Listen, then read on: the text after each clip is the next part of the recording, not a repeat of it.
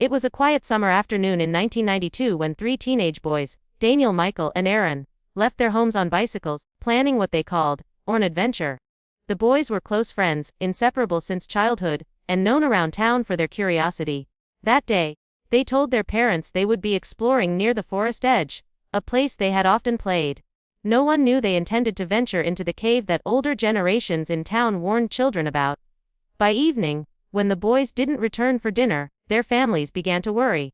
By nightfall, that worry turned into panic. The search began immediately. Parents rode through the streets, shouting their sons' names, while neighbors lit lanterns and joined in. Police were notified within hours, and the first thing they found were the boys' bicycles leaning against a cluster of rocks at the cave's mouth.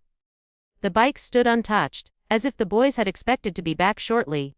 Nearby, a half-empty soda bottle and a comic book lay on the ground, hinting that they had stopped to rest before going inside. But when rescuers entered the cave that night, flashlights sweeping across the damp stone walls, there was no sign of the boys. In the following days, search and rescue teams combed every corner of the cave system.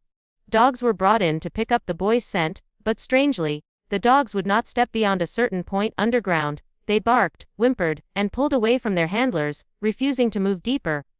Divers checked underground pools, climbers scaled vertical shafts, yet no trace was discovered. Not a shoe, not a scrap of clothing, not even a dropped flashlight. It was as though the earth itself had closed around the boys, leaving nothing behind. Word spread quickly throughout the small town. The local newspapers printed headlines like, "3 boys lost in the mouth of silence," and rumors began to swirl. Some people believed the boys had simply wandered too far and become trapped in an unexplored chamber. Others whispered darker theories that the cave had always been cursed, that something older than the town itself lived in its depths. For the families, however, none of these explanations mattered. All they wanted were answers, and night after night, they clung to hope as rescue teams continued their fruitless search. By the end of the first week, the atmosphere in town had shifted from hope to dread. Posters with the boys' faces were taped to storefronts and telephone poles. But as each day passed with no discovery, the silence surrounding the cave grew heavier. Authorities began to limit how deep searchers could go, citing dangerous conditions and unstable rock formations. But the families refused to believe their children were simply gone. Every evening, they gathered near the cave entrance, candles in hand, waiting for a miracle that never came. Long before the 3 boys vanished, the cave had already earned a reputation that set it apart from the rest of the landscape.